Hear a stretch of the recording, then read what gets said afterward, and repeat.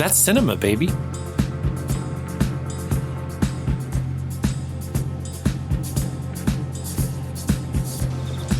Mr. Wilson.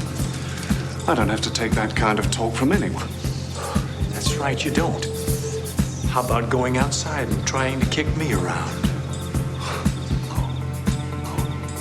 I'm not supposed to fight with the guests, Mr. Wilson. I'm not a guest tonight, you yellow bastard. I happen to be an intruder. Hello, and welcome to The Good, the Pod, and the Ugly, a film podcast where we pair movies to gather a better understanding of the filmographies of notable directors or actors, typically one artist or creator per season, often with guests. I am your co-host, Ken. And I'm your co-host, Ryan. And I am your third and final co-host, Thomas. You may know us from our other podcast, where we ingeniously condense every other podcast genre into one multi-segment, bite-sized weekly episode. Regular segments include Stokin' the Woken, where we decry wokeism and cancel culture with a sense of humor that says, we don't give a fuck. And we sometimes smoke a doobie on mic when we interview porn stars. You want to save space? Move on, Cream Puff. Other segments include Scooters and Insurrection, where we chat with a team of legal scholars and sarcastic millennials who act like they don't care, but then implore you to vote about Trump and his followers. No one said Raisin Kids was going to be like raisins in a box until it is. Our communal whole health family support podcast about dealing with a dead child. Others are, you know us from something else, but we are talking about another thing. Celebrities chatting with other celebrities about shit, including totally real anecdotes about making movies with Michael Caine when he farted on set and everyone laughed when he said, "You've all been knighted now. Confatulations." Sticks and Sticks will break your dicks, but fuck you, Cream Puff. Our no-holds-barred hockey segment, complete with Molsons, mullets, divorces, and backward baseball caps. Whedon and Whiten, our deep dive into the world of Joss Whedon, but with his storied works boldly reimagined as from a male, privileged, and white perspective. You are going to hate the husband and think he did it, but what about those police? Our true crime serial segment, and finally, our entry into the white guys talking movies genre of The Good, the Pod, and the Ugly, exactly like what you're listening to now, but only 5 minutes long. Other podcast, what took you so long, Cream Puff? Sponsored by Sleep Easy Bake Ovens, where you can get a mattress in the mail that's filled with food that you can cook. What? Well, here on the longer version of The Good, the Pod, the Ugly, we do a deep dive on the creative paired films and their backgrounds, and we often add our own insights. We've covered crowd favorites like Robert Rodriguez's Once Upon a Time in Mexico, Matthew Berry's Cream Master 2, Paul W.S. Anderson's Three Musketeers, and The Crow 4, Wicked Prayer. But, Ken, who are we talking about this season, and what films are we pairing this week? I'm sorry, I heard Matthew Berry's Cream Master, not Matthew Barney's. Oh, and that's the what I meant whole to... movie just got so much better. Oh my goodness, that's what I meant to... Oh, that's actually what I said. That's actually what I miswrote down here, and I even said. Yeah, that'd be great. This is season 12, and we are doing Nolan Void, the films of Christopher Nolan, and a temporal pincer movement. We started out with Oppenheimer, his most recent, following his first, and we're moving towards the middle. And this week we are talking The Prestige, which is paired with The Dark Knight Rises. And we're joined by Shannon, because if we're doing a movie about twins or reading a book, we bring on Shannon. Hey, guys. Hey, Shannon. Hello, Thanks for Shannon. coming back. Thank you for joining us. Oh, my absolute pleasure. I don't know if you guys know, but I actually had a twin briefly. Did we talk about this in the twins episode? Maybe. Oh. I only have one twin story. Okay, so no, go for it. Right at the top. We should just get this out of the way. You can just edit this out if I already told it. But I did try to prank my mortal enemy in 5th grade by pretending I had a twin who had a crush on him. Oh, you were gaslighting us. Well, I actually probably had a crush on him, but he was my mortal enemy. So I had to make up a twin named Sharon. She had a crush on him, but she was going away to boarding school, wasn't ever available to actually see him. So I had to pass the notes over. It was very convoluted. Was he? This is amazing. Was he? Do you think he believed it? I I have no idea, but he did go to a mental hospital later. Oh my god. Shannon, you need to turn this Totally into unrelated. a screenplay. Yes, I mean, this sounds I mean, like for serious, this is an incredible story. once Greta Gerwig's done with her Narnia movies, this sounds like a great follow-up to Okay, I'll reach out to her and see. Yeah. We'll collaborate. Yeah, just have Sharon write her a note. And Yeah, see. exactly. Yeah. So these two films, Dark Knight Rises and The Prestige, they both have in common Christian Bale and Michael Caine, with the Bale character in a prison at some point and Caine at some point delivering a eulogy. Wow. Speaking of canes, in both, a wealthy person uses a cane. Mm-hmm. In both, there are power outages. In both, someone escapes something that's impossible to escape. In both, Bale is injured and healed without the aid of a doctor. In both, a character suits up with a brace. In both, you know what? Shit, this actually didn't happen. But I was hoping that Gordon Levitt would get locked up at some point so I could say that they both have birds in cages. They do both have traps of someone misleading the Bale character into them to get them imprisoned or buried. Both have cats. Yay! And you have Nathan Crowley on design, Brother Jonah as a screenwriter, Wally Pfister behind the camera, and edited by Lee Smith.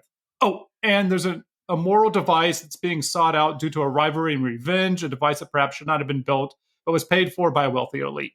Ooh, that was great. Good job. Well done. So do you want to go around of who saw this when before we talk about the book? Yeah. 2006, The Prestige. The same year you could be watching The Fountain, which I almost walked out of. The Devil Wears Prada, Miami Vice, The Wicker Man, Flags of Our Fathers, and Letters of Iwo Jima. Why can't I say that word? Help me, Shannon. Iwo Jima. Thank you. Thank you. Is that? I think that's how you say. I don't know how you actually say it. I think you just let it flow. Just let it flow. Okay. Iwo Jima. So did you watch this film before, Shannon? No, just last night, first time. First time. Wow. It was your first time reading the book and the first time watching the movie. Yes, I only knew the spoiler from the movie, and so I went into the book and the movie knowing something about it involving twins. Yeah. Okay. But so both times I went in going, oh, I know it's going to happen, and then I didn't. It turns out I didn't really. Wow. Cool. Awesome. How about you, Thomas? I watched this in theaters. Didn't really have a great reaction. I mean, I was okay with it. Well, I didn't love it. And then I watched it a couple times since. And then I was going to pick it for our Christian Bale whenever we guested on Film v Film, because we have a twin, you, right? Yeah. I had the book and I wanted to read through. I wanted to read it, and it had two actors whose movies I almost walked out on when I watched them in theaters in 2006, and that was Christian Bale in Harsh Times and Jackman in The Fountain. Okay. And so I was stoked to cover that film, and we didn't, but I still ended up watching it again. So I've seen it maybe half a dozen times so far. Okay. Yeah. Ryan? Let me see. I saw it in the theater, definitely opening weekend, and I have always, I've always loved this one. I've seen it probably more than any of his other films. Since it's been released, it's the only one I guess I consistently return to. And I am going to just copy what Ryan just said and place it for me pretty much the same experience. And because Shannon's our guest, I'm curious. I'm just going to ask her the same thing we asked Chaplain Amy last week. Nolan has 12 films. These are them. Have you seen any of these other films? Memento? Yeah, I've seen Memento, Insomnia, Batman Begins, The Dark Knight, Inception, Interstellar. I thought we watched this together. And maybe The Dark Knight Rises. We probably saw that together. Yeah, that might have forced you over. That might have been friend James. All of these Batman movies, the titles don't lead me to remembering which actual movie they are. So I'm like, I don't know. You saw Oppenheimer. No, I did not see it. No. Oh. No, after Interstellar, I was like, this dude's too serious for me. You like wacky movies. No, I'm sorry. After Inception. Okay. That movie just was so humorless. And Yeah. we talked about it already, but I'm sure. But No, Yes, we're doing 'cause the you're reverse leading pincer us- movie. sorry. Yeah, we'll talk Yeah, about sorry. that next week. It's Great. gonna be our last Nolan film well, to my talk hot about. take No, is that it was yeah. very serious. Oh, okay. It is very Wow. It seems like it could actually go both ways. Like, a very serious film.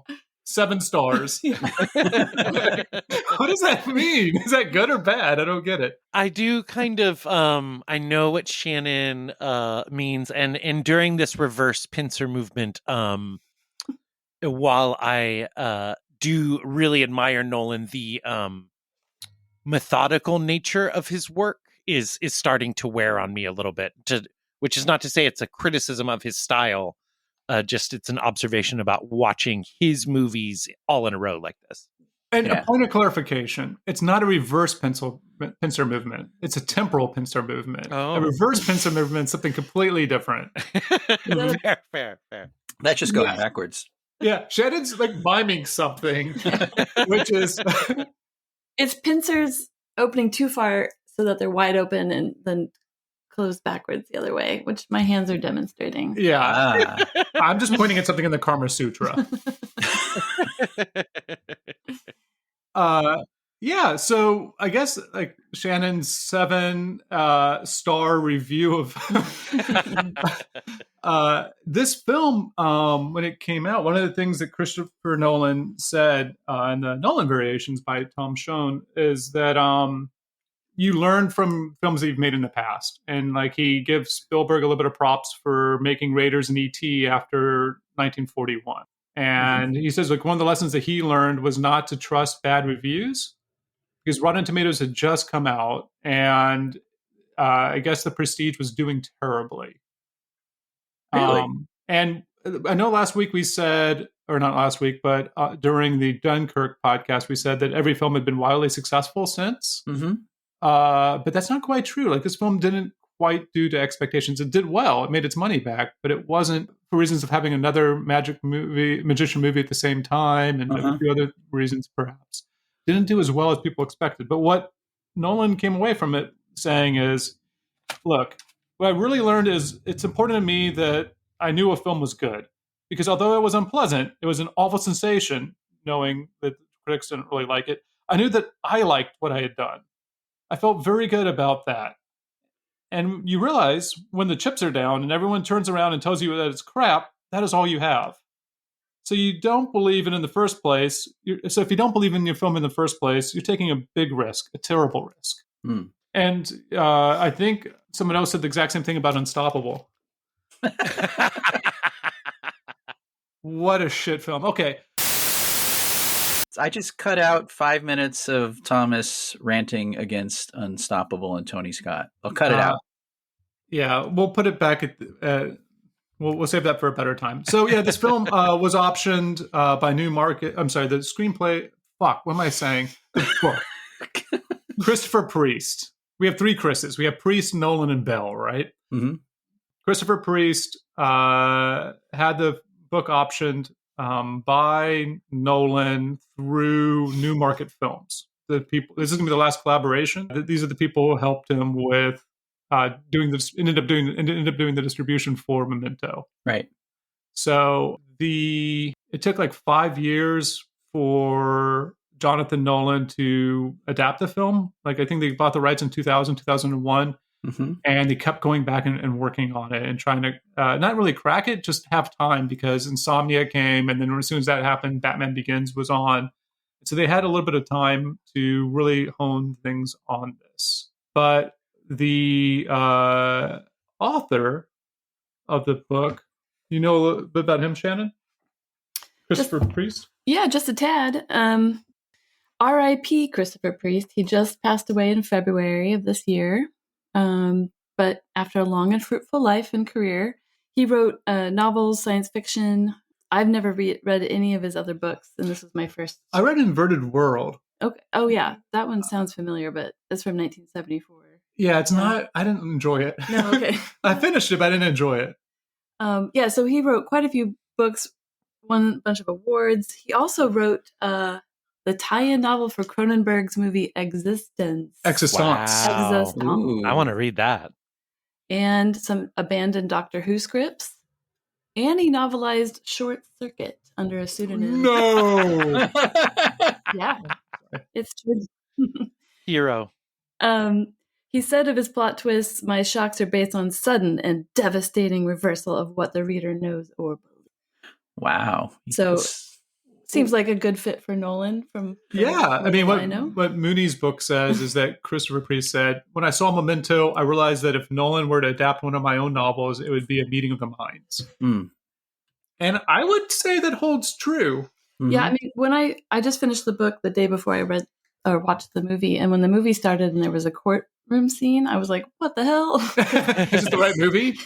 That's not. I mean, they changed a lot of the plot. Yeah, have either of you read the book? No. No, can we do a special book report corner? I'll put in some music right here.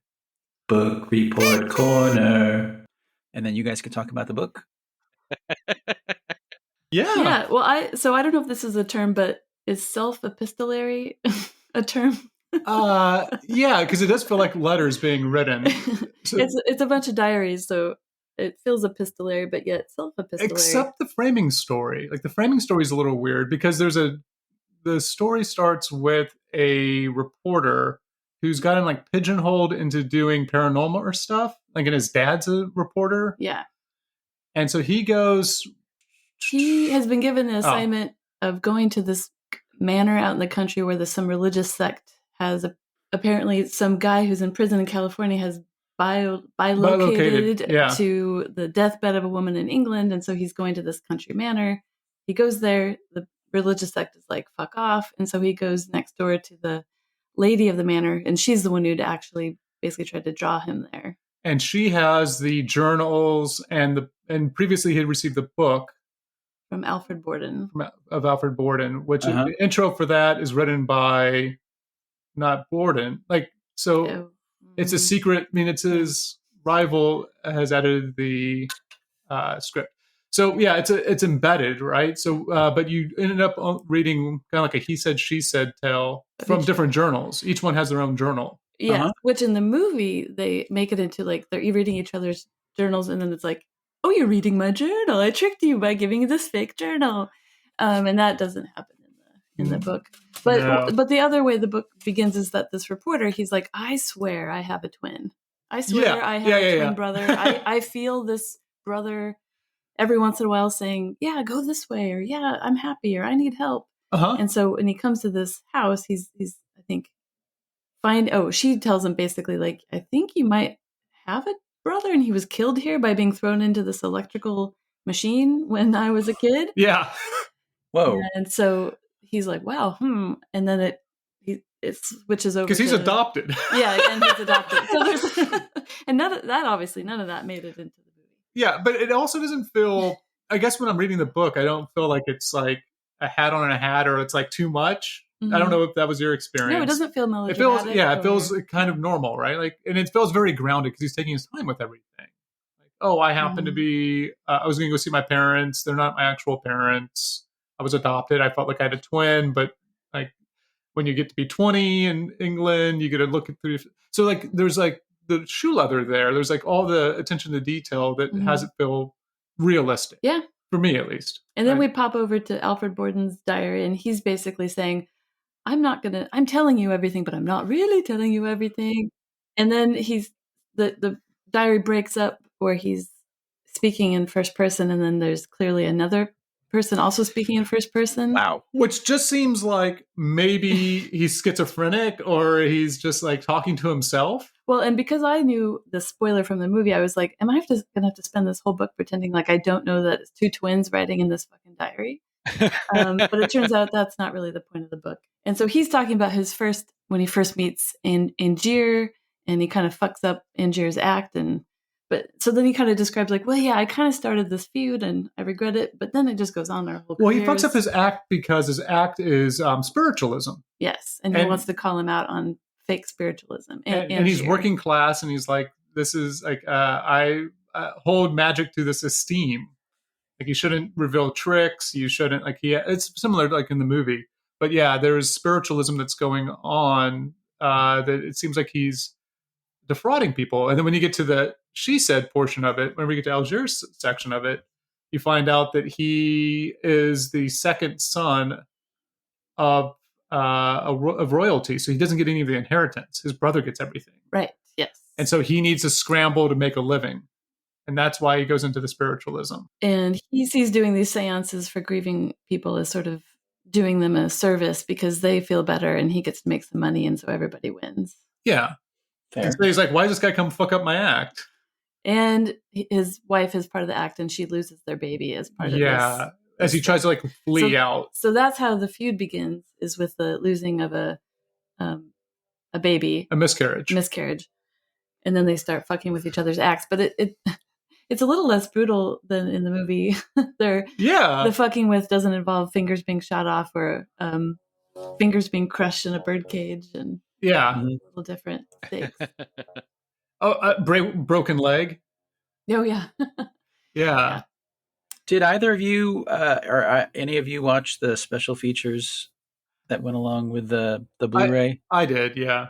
Okay, yeah, because Priest is in that, and he talks a little bit about what he did in a literary sense, that he liked what the Nolans did in a cinematic sense and translating it. I should say, like, another thing we should definitely touch on, I know we're not going to talk about this book forever, is that there is an entire aspect of the book that is not in the movie, which is that Angier is doing his transportation with this electric device, and Borden comes in and sneaks down under stage, and he sees this electrical device, and he thinks it's going to catch the theater on fire, so he unplugs it.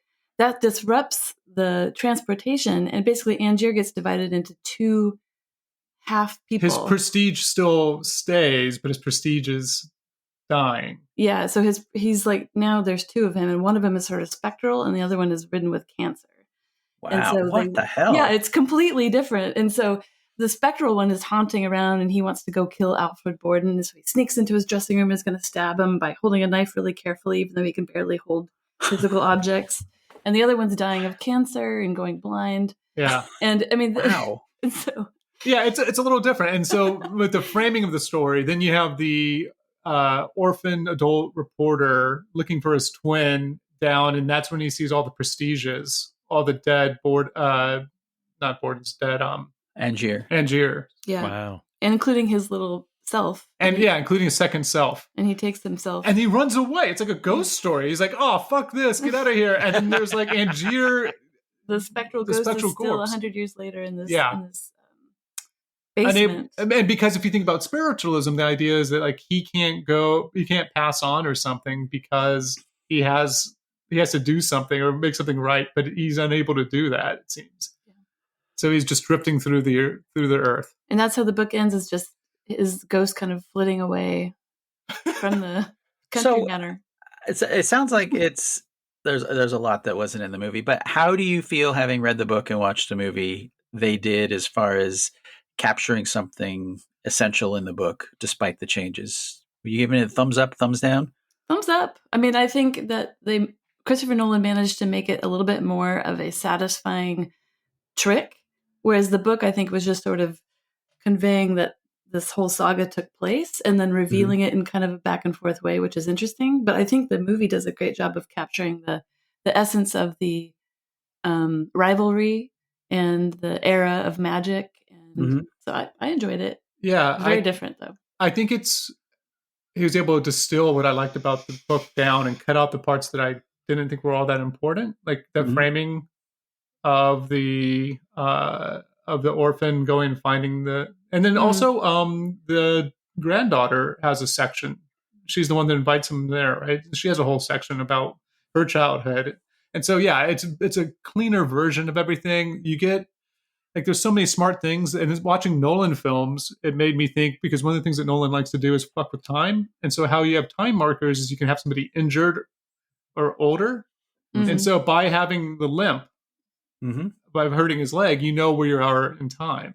Yeah. I found that a little subtle in it. A little subtle? A few times I was like, he's still wearing a top hat. Where is he? Is he in Colorado? Yeah, and the diary stuff, from the special features is stuff that Christopher Nolan put in From Jonah. Which it's hard to imagine without it because it gives him a way of both doing a flashback, but then having a flashback that could have two different perspectives because it's the diary perspective of Wolverine. And then because Christian Bale is reading it, we also get his perspective. Very difficult once I started breaking that down, thinking about it, but he pulls it off very well. I never got confused where I was in the story. Yeah, I think it's, one of the best adaptations I've ever seen. Just to be honest. Okay. Yeah. Should we do a synopsis of it for folks who've never seen the movie? Yeah, Ryan, you want to give us a 60-second synopsis? I guess, Ken, how about you if Ryan's not up? Okay, I have an introduction to the synopsis, though. If you haven't seen The Prestige and if you haven't figured it out in the last 30 minutes, big spoilers. Turn the podcast off and go watch it. It's a wonderful movie. It's probably my favorite Nolan. Spoilers. But the main spoiler of it is, give you a few seconds to turn it off, is it turns out Christian Bale is actually two different characters, twins. And we're basically told from the start that that's what it is, but part of the magic trick is we don't actually know it because of misdirection. So this synopsis is another spoiler. I am a twin, but I am a fraternal twin, and we don't look anything alike. So I'm going to do a straight up synopsis, but recast with my brother Jim and I, and audience reactions to it. All right, you ready? The Prestige. Wait. There's also audience reactions to this? Yes. You'll know it when you hear it. Don't worry. The Prestige is a tale of obsession, rivalry, and sacrifice set in the world of Victorian-era stage magic. The film follows two ambitious musicians, Robert Angier, Wolverine, and Alfred Borden, Batman, whose professional competition escalates into a bitter personal feud. As they strive to outdo each other with increasingly elaborate illusions, their rivalry becomes all-consuming, blurring the line between reality and illusion. Central to the plot is the mysterious transported man trick, which Angier becomes obsessed with, replicating after witnessing Borden's baffling performance. How does he do it? Angier's pursuit of the secret behind Borden's trick leads him down a dark path as he delves into dangerous experiments and questionable alliances. Are they supposed to look the same? One of them is bald. Why is no one saying anything? Rebecca Hall looks too smart. That one has no hair, Rebecca. They don't look anything alike. Interwoven with the rivalry between Angier and Borden is the theme of sacrifice, of course, both personal and moral. Each magician is willing to go to extreme lengths to achieve their goals, even if it means sacrificing their own humanity and the lives of those around them, including wives, children, etc. Angier travels to Colorado Springs for some modern love with Ziggy Stardust as Nikolai Tesla and as his familiar Gollum, for a machine so fantastical its true properties are held until the final frame of the film. Why are those two so old? Aren't they supposed to be young magicians? Why would Scarlett Johansson fall for either of them as a duplicitous stage helper? Was everyone blind in the Victorian era? The narrative unfolds through a nonlinear structure with multiple timelines and perspectives converging to reveal the full extent of the characters' ambitions and deceptions. Borden reads Angier's diary, which allows Nolan to have flashbacks with double perspectives of both characters. Okay, now, so one of them is wearing a Bernie 2016 shirt and the other's wearing a MAGA hat? Come on, Wolverine and Jack Carter, you guys can't see it? In the end, The Prestige delivers a stunning revelation that challenges the audience to reconsider everything they thought they knew about the characters and their motivations. It's a riveting exploration of the power of illusion, the allure of perfection, and the price of obsession. Abracadabra my ass. There, that's The Prestige recast with my brother, fraternal twin brother, and I, Jim. That was very creative. God bless you, Kenneth. Yeah. Over here, Shannon's been lifting fingers for how many stars she's going to be giving it and putting some down. And I think you get 7? Out of 5? 7.5. Oh, out of 100. Yeah. Yeah. I feel you. Okay. I guess to kick off some discussion, Darren Mooney in his Christopher Nolan, A Critical Studies of the Film, says this is the most Nolan-y film there is. Discuss. I would say Nolan this is like Nolan let loose in a candy store, and it's like the first time of the early movies where, we're totally full Nolan, and he is having. This is probably the most fun I can imagine him like behind the camera. Like when we talked at Aronofsky, like rubbing his hands and smiling as Natalie Portman's pulling the skin back on her nails, like this is gonna really get him. This is the one film of Nolan's where there's a gleefulness in the showmanship of telling you exactly what he's doing for the entire movie, and still it being a surprise. He still gets you every time. I agree with everything Ken said, but Thomas, to respond directly to the question, I think for me, this is who I wish Nolan wanted to be, and I feel like everything he's done since this movie shows that he is not interested in this scale of filmmaking, which is, I think, where he's at his best. But he wants to be in my opinion, he wants to do the big show, and I think people who really love him wish he was doing prestige stuff, or at least that's how I feel. I shouldn't speak for others. As a non-Nolanite, I'm curious, how do you guys describe Nolananity? Yeah, why would this be so Nolan-y? Yeah. I mean, first you have, I guess, like narratives, right? Being a complex timeline. So if you think about, you haven't seen Oppenheimer, right? No, but Memento is similar in how you're looking at the narrative, or the very beginning of Dark Knight. Very beginning of Batman Begins. You're cutting between different timelines of him as a kid and him with the League of Shadows, and then it's just all kind of building on multiple narratives. And then Dunkirk's like a really good example of that. Okay. Yeah, so maybe the best. Yeah, and so that's like a Nolan piece. Okay. The other Nolan piece is usually there's like, speaking of pieces, like a puzzle. And so this definitely has the puzzle piece to it. And if you listen to Galaxy Brain Ryan about Inception, his films are often about filmmaking. And so The Prestige is definitely a film about like giving the audience what they want, but also like, what does that mean as a director, and what do you show and what you don't show? Okay. I would have also something to add? I would like to add to that, but I don't want to. Ken, do you have anything you want to say to it before? No, go ahead, Ryan. I already talked enough. I would agree with everything that Thomas said, Shannon, and I would add that I think that he favors the rugged individualist type protagonist, someone who is hyper qualified, like the best at their job in all of the world, which I think maybe Nolan feels that he is that way about filmmaking. And they are facing typically an incompetent system that's trying to stand in the way of them doing their thing, which normally involves saving humanity. The other thing that I think is really fascinating, Shannon, that I heard from a philosophy podcast regarding his film Tenet, but so far I think it's held true for all of his films. Speaking of the puzzle piece that Thomas was talking about, he has this mechanic he loves to explore that's rooted in post-traumatic stress disorder and the treatment of post-traumatic stress disorder. That is, without going too into the weeds, Nolan believes that the way you alter the future, and that could be future events or future behavior, is to change the past, is to change one's perception of the past. So in Memento, the protagonist changes himself from a good guy into a bad guy by slowly altering his core memories until he is able to do terrible things in the name of righteousness. But I think that's at play in this movie and all of his other movies that we've talked about so far.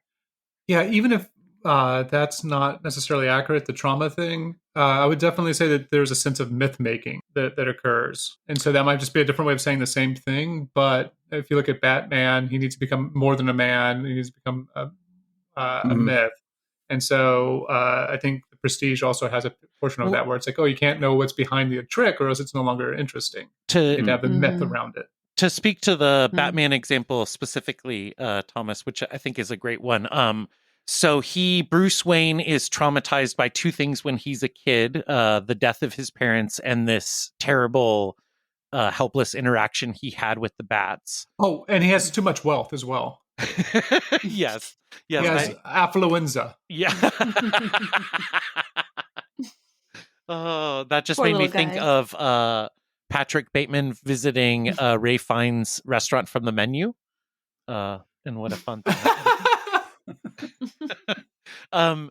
Anyway, so according to this theory that I'm trying to apply, Shannon, Bruce Wayne turns himself into Batman by re-triggering those events from his youth that traumatized him, and then turning them into his strengths. So instead of being afraid of bats, he now is the bat, and instead of being afraid of loss, he now kind of is the loss is the vengeance in the world, and in his own dysfunctional way that helps him to move forward. You got to get your hands dirty, I guess. Yeah. Which is definitely in this film. You got to do some spelunking. I feel Ryan might be a little, maybe it's because he had that long weekend, but you're a little down on Nolan today. Is that it seemed like he was giving him a bunch of credit for doing a bunch of deep stuff. He has made Nolan's interest in his protagonist sound almost like he's writing John Galt every time he's making a movie, which I just think it's the protagonist that's the protagonist in 90% of every story ever. I think he's aping the American blockbuster kind of construction.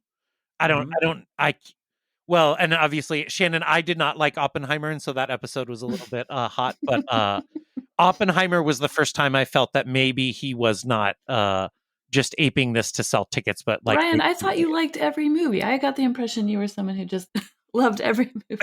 I try to. I want to love every movie, including Unstoppable and The Whale. You loved The Whale. Yes. I was shouting at my radio during that. Your radio? I was in the car.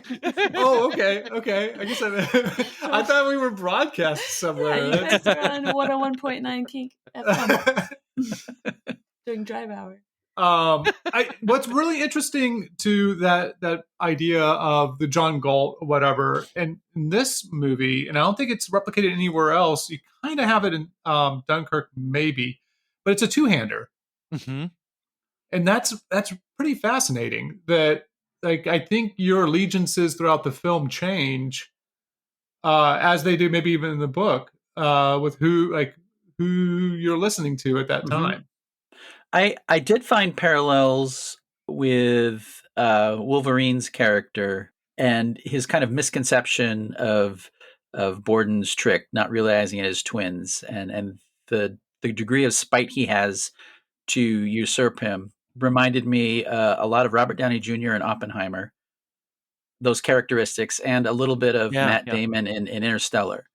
Yeah. So there's a smallness and a pettiness in some of Nolan's characters that, watching them all together, I'm seeing in a way I maybe didn't see watching them when they came out.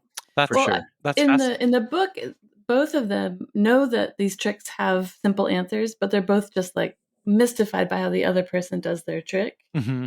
In this one, I don't think what's his name? Bale, Christian Bale's character, he didn't seem that mystified by Angier's trick, even though it was kind of at this different scale. It seemed like in the book they were both just like driven mad by the idea that they didn't know the secret that the other person had. Mm-hmm. Yeah, one of the things I like both of what you guys were saying, and one of the things what you were saying, Ken, made me think. I think those similarities between those characters are true. It's definitely not true for me and Downey. I'm trying to figure out with Damon. For Jackman, for Wolverine in this one, he flies halfway across the world to get an impossible machine by the world's most brilliant man. Honestly, it's the early 1900s. Been the sickle. Right. I do not think. Okay, so no, that's what I mean. He did not fly. You're right. He went halfway around the world. He took whatever magical thing that next week we talk about whenever you get out of the hole in the middle of nowhere, it gets you transported back into Gotham City. He took that. Yes. I sympathize with Wolverine, but I definitely am rooting for Bateman Borden. Batman. You know, the family man. Yes. Yes. Oh, I was just thinking about Christian Bale, and I felt like he sounded like Jason Statham To me, What? like I would close my eyes when he was doing his like his voice. It sounded like Jason Statham to me. Okay, well, you know he is What was British. he doing, Shannon? Can you? We Christian just need Bale that on is. the record again. Can you do that? Well, one more time? Yeah. Yeah, I'm sorry. Can we get a clean take of that? Of that Jason Statham impression? Shannon's Jason Statham. Go. Bo. I love it. That's pretty good, actually. As I'm Yeah, thinking that's about not bad. He is Fast and British, Furious. so that wasn't Christian Bale? Yeah. Okay. Uh-huh. And do you know why Hugh Jackman went with an American? Now, I was going to ask if that was from the book or not. No. No, they're And all British. Yeah. I think maybe he did. I mean, I guess maybe if we watched it again, he does so for performing. Yeah. And then when he's Lord Chamberpot, whatever it is, Uh-huh. Yeah. he has his British accent, but he's Australian. Well, We all I know. I guess I thought maybe he couldn't do a British accent, so they decided just to have him go American. Well, there's a moment where he's shirtless with Piper at the very beginning, and I'm like, "Fuck! How is this guy that hot? But also, how is he a magician?" Because look, that dude Benji in Pitch Perfect as the team member of the Troublemakers, I thought he was the hottest magician that there was, but this guy's fucking hot. Yeah, although when he was Boiler, he also plays Gerald Root, his double. Managed to make Hugh Jackman like seedy and just not as attractive. That weak chin did not do him any good. Yeah, that's another great thing. He's basically making a twin of Hugh Jackman. Christopher Nolan's telling you the entire story of what he is doing. The movie starts out with all the duplicate Xeroxed hats in the woods. Yes. And it ends on a frame of all the Hugh Jackmans that have died for his supernatural transported man. Yeah.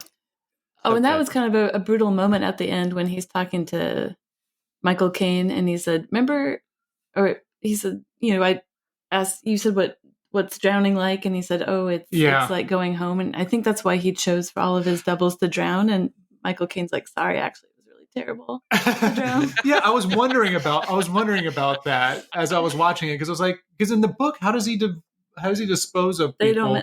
He's very vague about it. He's like, we've been disposing of the prestige materials. Yeah. And I guess because it seems like he kills one of them the first time, but maybe that's not true. Maybe it just saps the life out of them and he goes somewhere else. I believe in the book they just become sort of like mannequins, like devoid of life and energy. And so they're stuck in whatever position they were in, but there's no decay. So it's not really a corpse. Yeah, that holds true. But the cat doesn't do that. Whenever their version of King Kong, Gollum, Caesar. Yeah, Andy. You can just call him Andy, Thomas. Oh, okay. Or the Circster. Oh, that's not bad. The circus. So in the book, I don't remember what happens to the cat. I think. Yeah, so in the book, not to keep going back to the book, but we will for a drinking game. The reason that you can teleport, or it's easier for Tesla to be able to create this, is because it uses the body's electricity. So living organic material has electricity, and so it's a little easier to teleport. Because he was having the rod that he was teleporting is like it's just not working. But it was. But it actually was because there's instead of having hats, which is a great thing, right? Magician's hat, and you don't know why you're seeing in the beginning. There was a bunch of rods. Which, no offense, Roderick or Rodney or any of those other rods out there. Yeah.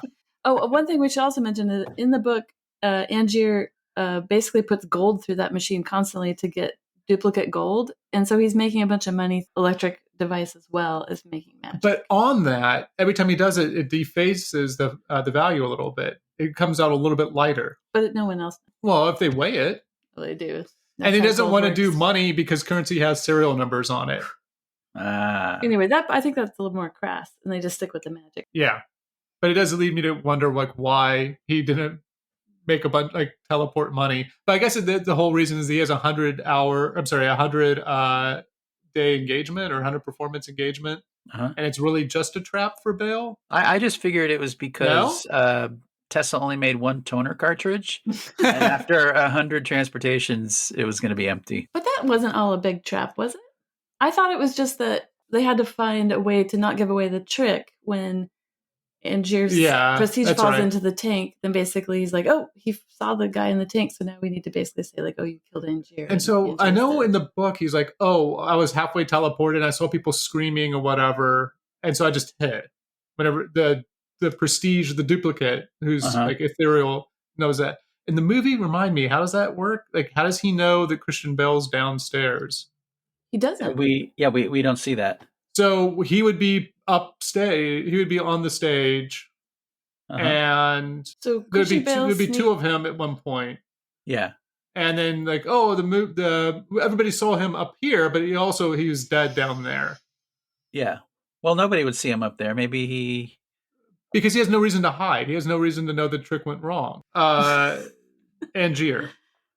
So Angier is transported up into the rafters Yes. to complete his trip. And so Angier, does Angier finish his trick? Does he say like, hey, and here I am? Probably. Okay, then how does the court say that he's also the dead person? Because He his doesn't. double falls down. Yes, every I time. know. Okay. So then does he like run away? And he's like, oh, he locked him in there at the same time he was there. Oh, I see. That doesn't quite make sense, does it? Yeah, one of those in-between cut transitions that you just kind of take for granted given the storyline. But once you break it down, I mean, there's a few things in the Batman movies, you just referenced one of them, where it happens between the panels, as we used to say in the cartooning world.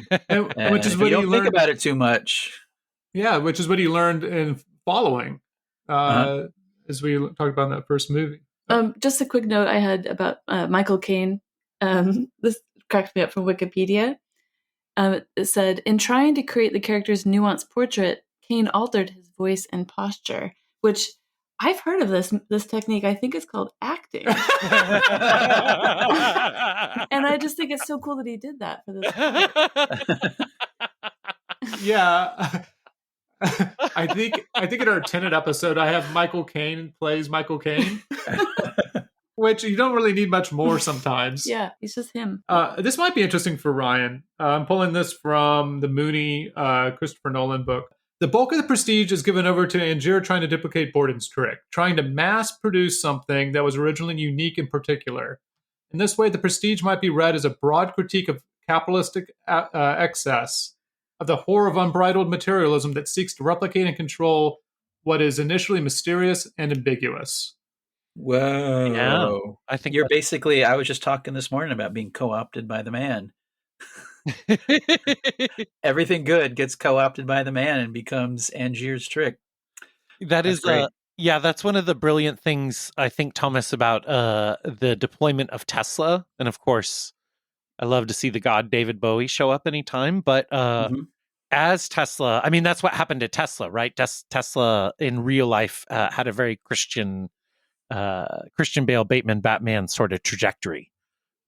In that he was exploited for his tricks and then tossed aside for an inferior and much more dangerous product. David Bowie's introduction as Tesla, is there a cooler introduction of any character in any movie in the 21st century? Absolutely. I know. I mean, not. even given the CGI isn't all that great, like, is it how CGI? fucking awesome. What's that? Is it CGI? Oh, I thought it was. Maybe it's real. I thought it was. The electrical stuff is, That's such a badass introduction. I want to talk a few minutes on that because Bowie. So Tesla in the book is in England, and in the movie, the smart thing that they do is have him not show up and just have Gollum there. Yeah. Oh, I see. And so you wait to get to David Bowie, and then maybe a little bit like in Insomnia, you're waiting for Williams to show up, right? Yeah. So you're waiting. And in the book, he's there, but he doesn't have to be there. There's no reason for him to be there that has to go for that in the plot, just to have like a demonstration of something. And in the book, both of them aren't there. I think only one of them attends that event. In England. Yeah. And Nolan does claim that Bowie was his only choice. Oh, he said in the Nolan variations, he's quoted as saying, like, it's the only time I've ever gone back at somebody who said no, because generally they've got their reasons. You don't really want to convince somebody and then have a conflict on the set. Mm-hmm. but there was no one else who could play the part in the way that he would, with the same resonances. And so, yeah, he kept at Bowie to do this role. I'm amazed that Bowie didn't want to do it from the jump. Well, yeah, but this is young Christopher Nolan, who at the time had a Batman movie coming out. Oh, So, that's a good point. It was so he had like Insomnia. Maybe he was the guy that made Memento like years ago, but so yeah, he wasn't Christopher Nolan yet. He wasn't Sir Christopher. Do you guys, as particularly, I guess you can, but I'd also be curious to hear from you, Thomas. Do you guys share my feeling in that you wish he hadn't done just blockbusters since this, that he was doing more movies of this kind of size and scope? I think that the blockbusters he has made outside the Batman movies, which have a lot more restrictions on what you can do, but he got away with a lot. No, I think his career is great. Whatever he does next, everybody's going to be in line to see it. I mean, Oppenheimer is a 3-hour movie that is fucking depressing about the guy who built the worst thing ever. And it made almost $1 billion and won all the Oscars. That's great. Yeah, I just don't... I want him to make what he wants to make and what fascinates him. And I don't really think scale really comes into it, because Dunkirk, as we spoke in that episode, is a $100 million Art experimental art movie. Yeah, I guess we'll obviously be able to get into it more as we wrap up the series. But for me, this is like the high watermark, and there's a lot of stuff he's done since this movie that I really, really like, but I don't. Memento and this are like for me the pinnacle, the achievements. You know, I feel like The Prestige is kind of like his pilot for the rest of his career, where he is telling you this is what he loves about filmmaking, this is what he loves about storytelling, this is what he's going to do. We've talked before about Nolan feeling like an obligation to give people a show. Which is great. And I think that The Prestige, you could put all his movies through the Prestige prism as The Showman and the Pledge and To the Prestige, and it all works. I think it all goes back to this movie. Yeah, I agree. Well, I'm going to save mine for the Paprika episode, but because we have special guest Shannon here, I'm curious. You haven't seen Oppenheimer. You kind of called it quits after Interstellar. Mm-hmm. Do you have a sense of Nolan that you would like to share as far as this film or Memento? Oh, I'm sorry, Memento. I mean, I don't feel like I have a lot to share about him, because I put him in the man who's too serious who I'm not interested in category and haven't really paid much attention to his films. So Oppenheimer, I felt like was in opposition to Barbie, and I stayed on the Barbie side of things. Tenet. Then the portmanteau is like both of them together. It's not like one or the other. And then Tenet, that's like some documentary about renters' rights, or just kidding. Tenet. I didn't see Tenet. Yeah, so I don't really have a lot to say about him. Do you, having seen this film, do you wish there was a sequel, or would you watch the next film? Like, if walking out of this, would you be like, oh, I'm going to watch the next thing that this person makes, even if it's a Batman movie? No, I think back in this era, I was probably more enthusiastic about Christopher Nolan. Okay. Because the Memento kind of took everybody by surprise with its format. And then the Batman movies, I enjoyed. This, if I'd seen it back then, I probably would have enjoyed it as well. It was Inception that just kind of cooled me off. Do you think I'm assuming enjoyed this film? Yeah. You'll watch Tenet about a slumlord or Dunkirk? Yeah, I don't think so. Okay. We talked about that. Oh, shit. In Interstellar, didn't we? About what? About people being a little burnt out. Oh yeah. On Nolan during the teens. Especially me. But did you ever watch The Prisoner? The Patrick McGowan late 60s, early 70s, where they're I've seen bits and bobs. Okay. Yeah. He might do that movie. He might make that movie. Would you be interested in that? How serious is it going to be? Okay. 7. It's going to be a 7. Okay. It's going to be a 7. Yes. It's the original Patrick McGowan, not the Not the Gandalf and Jesus one that they made 10 or 12 Oh years yeah, ago. that's right. AMC or somebody made that, right? Yeah. Hey, one thing, Shannon, you have to read a diary to the end. You can't just read 3/4 of it. Right. True. Because I if I ever get a diary now, and especially if it's my rival, I'm gonna read the last page first. Right. Get to the trick ending first, Yeah. so you can skip all that. Well, what I thought was funny, he's like, okay, right, I've got someone buried into the ground, so give me your secret. And then he doesn't open the paper until he gets back to Alfred, and he's like, okay, I'm saving it till we got together. And then it just says Tesla. Which also, reading Tesla now is pretty different than when the movie came out, I'm sure. Because now you're like, is he getting an electric car?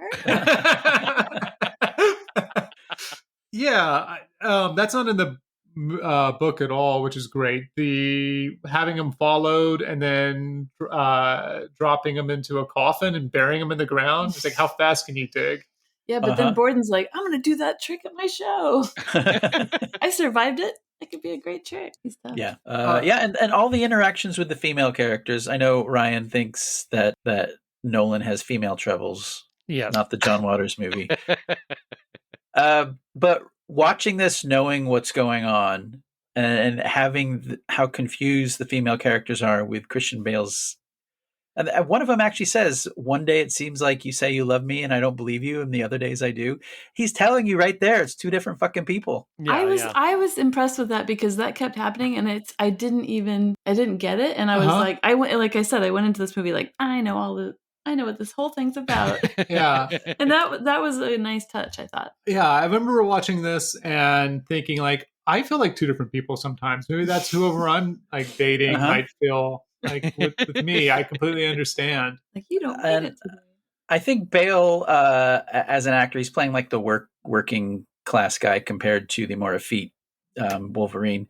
But it's a pretty nuanced performance when you watch him as a different twin, as the regular Christian Bale character, not as the makeup guy, his Imagineer. It's a great performance. It's really super subtle, because if it was any broader, I think the jig would be up. Yeah. Here's something funny that happened, or not funny, but interesting. So I guess Dame Thomas, before she was a dame, was like kind of drug in by Chris to be the producer, to make sure that everything would go off, even though she had just had their son, Oliver. So there's pictures of her on set holding Oliver in like period clothes, taking him around. But she would help with the script a little bit, right? There was, so here's what Chris said. I remember I went to see Ricky Jay perform, and we were walking up to see him after the show. He had other guests, and they started asking him they started talking about how much it liked The Illusionist, that being the film that came out at the same year, and how much they didn't like The Prestige. They didn't know, obviously, who we were, but one of them said, why do they have to kill the wife? And I thought about it, because that had been something that I put into the story. When I look at it, it could not be more valid. It was a very patriarchal society. Women didn't have a lot of options, and she's dealing with effectively a madman for a husband. How would that relationship actually function with any kind of reality in that story? That's why she kills herself. She has to. Oh, is that? I thought you meant the other dead wife. No. There are two dead wives in this movie. Yeah. Women do not fare well. Women are have short lifespan in these films. To speak to the female troubles, Ken, I think these are some of the better female characters that he's had in his films, but still they have no. The problem is that there is no female character in a Nolan movie who doesn't totally shut down when the protagonist is off screen. They don't have any life. They only power up. They're NPCs. Yes, and they and if they're wives, then they exist to die and then drive the hero to something. Now, a lot of times when people do that, I think it is much easier than. I don't necessarily think Nolan is lazy. I think he loves his wife, and for him, the idea of her dying is fucking terrible, and that's why it drives all of his protagonists, maybe. But it is kind of. There are other filmmakers who treat women better. The more I watch Nolan, the more I understand. I think him and you, Ken, in the sense that he's like a real specialist, you know? He's not trying to speak to the entirety of the world one film at a time. He just likes to give you these little Nolan rides, these little thrill rides. Yeah, there's nothing wrong with that. No. And I guess for craft as well, maybe something else makes it a Nolan film, going back to that question as I think on it a little bit. One of the things that Nolan was very adamant about was that this would be a kind of modern Victorian era. And so it would look a little bit cleaner than what it would necessarily look. He didn't want it to feel like a period piece in the same way that period pieces do. So he at one point said something like he wanted the effects of a like a carriage going by to sound like a spaceship. And so he wanted to like get people out of the headspace of it being Victorian era, and not in a bad way of like From Hell, which just bothers the shit out of me whenever like was it Graham who's the prostitute in it, and she's always like well made up, and everybody else is just like covered in dirt. It's like, come on, brothers, make that better. One of the things for Christopher Nolan is he likes to do a genre film that's not a trope of a genre film. And so if this is his period piece, like that's a wild period piece. And if it's a science fiction piece, it's a wild science fiction piece. And so it doesn't quite it fits in a genre, but doesn't quite fit into it comfortably.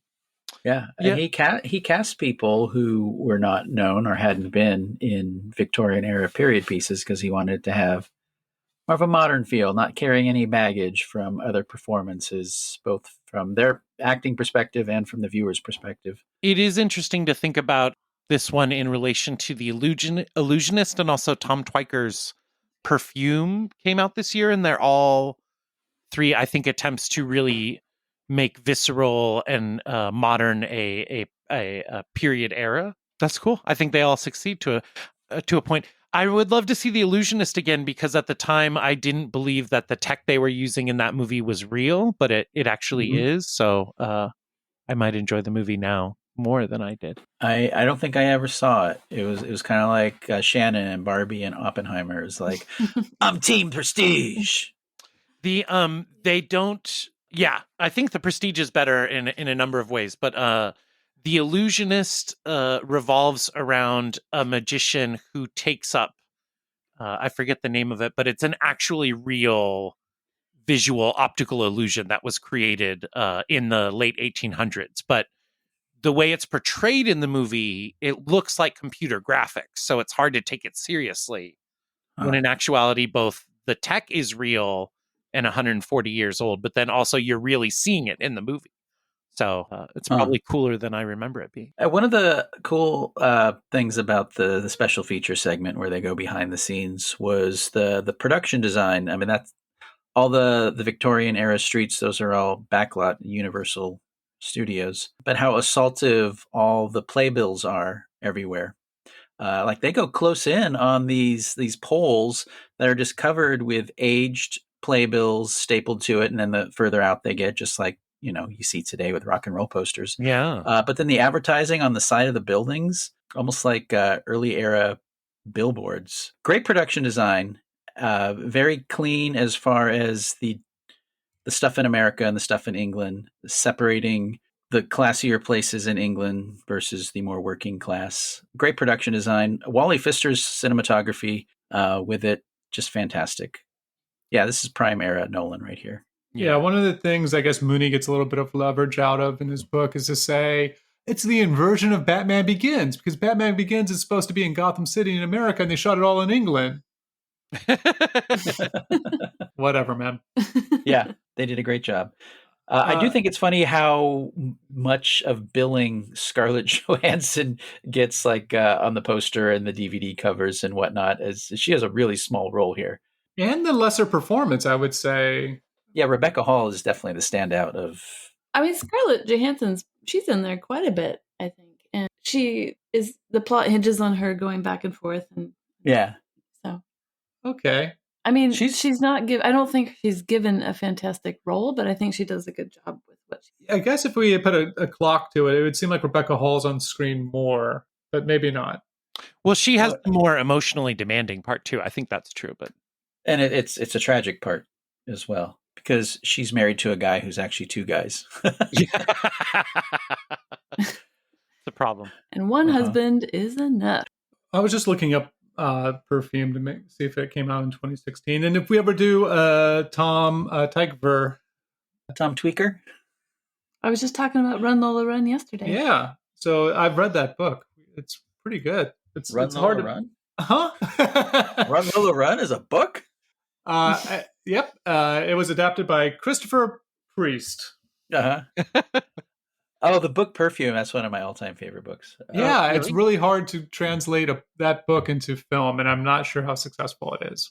For years, the author said he would not sell it to Hollywood because the only person, except Stanley Kubrick, he said, Stanley Kubrick in a German accent, Stanley Kubrick is the only one I will sell this to. And then Stanley Kubrick died, and he said, fuck it. Twyker turns it into kind of, well, I think it's kind of like a supervillain or superhero origin story, but set in like the 1600s. Yes. And the superhero is a serial killer. Yeah. Captain Sniffer Begins. Oh, I guess title. I guess one last thing that kind of defines a Nolan film, as we're thinking through it, is that he really likes practical effects. Yeah. Mm-hmm. And I know you won't be joining us for the next episode, Shannon, but like that's a large part of like, The Dark Knight Rises. Mm-hmm. And there is I guess I saw a few different people make this argument or had this insight, which is if you take like the theme of The Prestige, it's about the tricks that you do, and magic isn't the actual thing. Like magic is on the side of the Christian Bale character. And when you have the Tesla machine, it's like digital effects. And so you lose the magic of what's happening. And that's why the film's also biased against that effect. Tesla. So another thing that why I love this movie the first time I saw it is that my expectations as a moviegoer is there's going to be an explanation for Hugh Jackman's machine. Yeah. That it's going to be something rational, real world. It's like the Dana Scully is going to win out. They always do. And they always reveal that, it was some guy in a mask or whatever. I don't know. And then that last frame of all those dead Wolverines floating in there is really stunning way to pull the rug out of your expectations. No, I mean, they just really said, no, Tesla just made this cool machine and it worked. Yep. Which exactly what he said it was. Which somehow in the book is permissible to me. And in the movie, I think the first time I watched it, I bumped up against that hard. And then I kind of did again this last time watching it. I think in the book, Tesla's like, oh, interesting. I could probably do that. And then he tries it for a really long time. It takes months and months. Mm-hmm. And in the movie, he's like, you made a machine like this before. And Tesla's like, well, yeah. I'll be coy. And I'm going to work on it right now. And then you also don't have like Edison's men come in quite the same way in the book. Like, yeah, the arson. Yeah. But so, yeah, maybe, it's a little bit of having the runtime and just going through as quickly as he does. But it's pretty fantastical. I mean, this machine, I don't even know if it would be science fiction or fantasy. I mean, the book, I think, was categorized fantasy-wise. Yeah. But it's also steampunky before like that was, I guess, as popular. You know, when we did we did Richard Attenborough and we talked about magic. And I remember the first time I saw it and the dummy comes out before he kills dude. And I always think of that moment where it's like, oh shit, he's really going for a possessed doll bit and it's going to go there. And then it turns out Anthony Hopkins is behind it. But very similar in this movie where you think it and then he does. So it would have been like if the dummy Fats was really a possessed Chucky type character. Yeah. And Nolan just pushes it to that. But it also seems like at some level John Cutter character, the Michael Caine character, which is different in the movie than it is in the book, in that they might have the same ingenue, but they don't know each other beforehand, and they don't work for Ricky Jay or anything in the book, right? They're just rivals that run into each other through the debunking of the spiritualism. Yeah. But Michael Caine, I mean, I understand he did some acting in this from Shannon's research, but He his character is fucking tricky. And if it wasn't Michael Caine, I would like if you cast somebody else in it, I don't know how well it would come off. Yeah. Because he says like during the trial, like there is no illusion. It's real. But I don't know if he knows that actually during the trial or not. But also if it's real, this is fucking terrifying. Like I don't think they said this in the movie, but maybe they did in the book, or maybe I'm getting confused. But if you saw a person in half.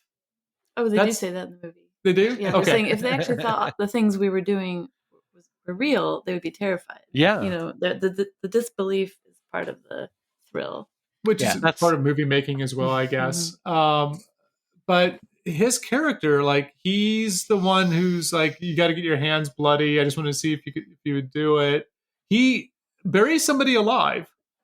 Well, and at the end, isn't he the one who kind of like sets Angier up to get shot by the other Christian Bale? Oh, I'd imagine so. Yeah.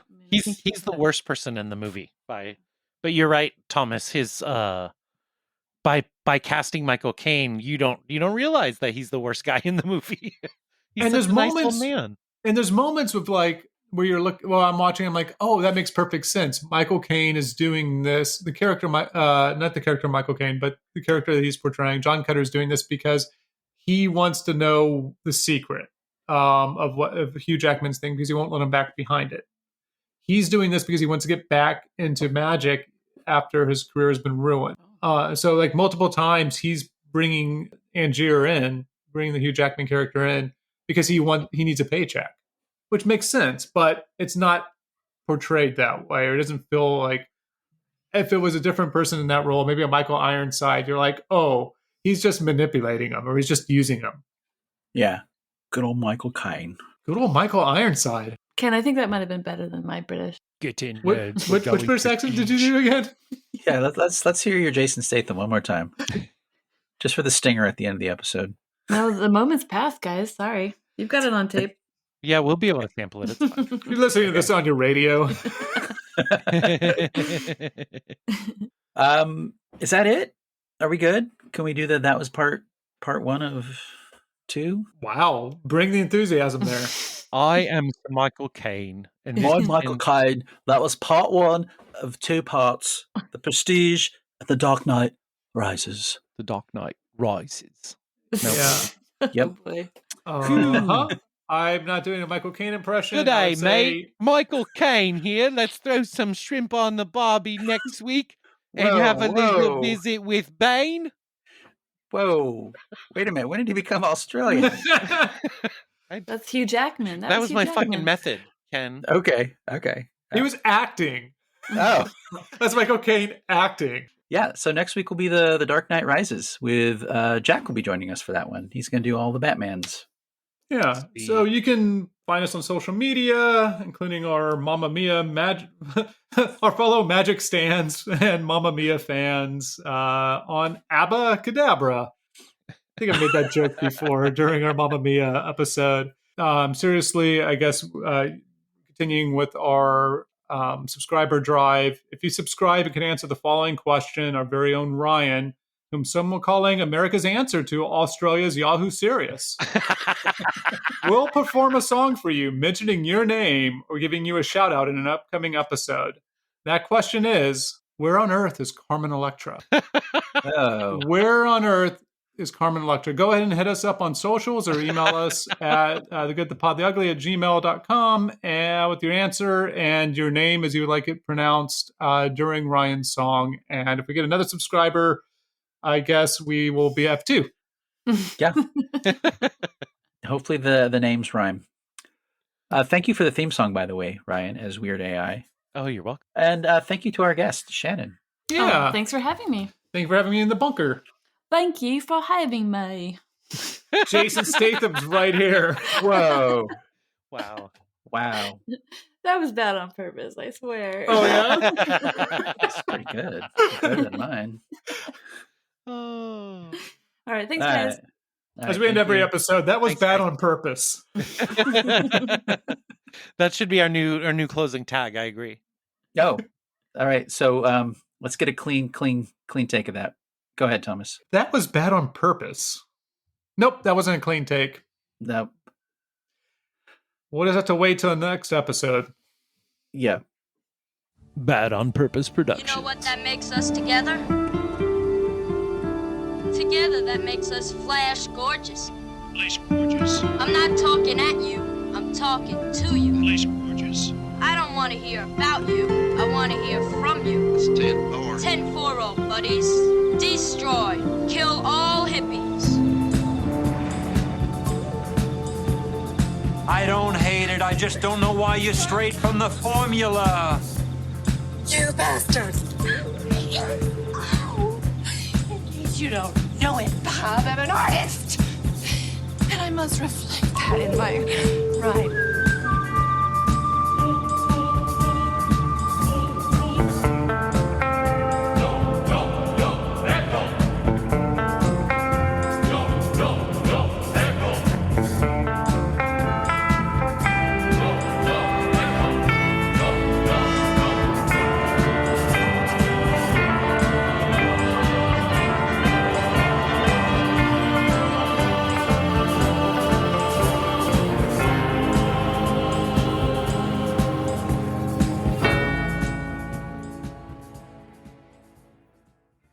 Abracadabra my ass. Bowl-de-bowl-de-bowl. That was Bad on Purpose.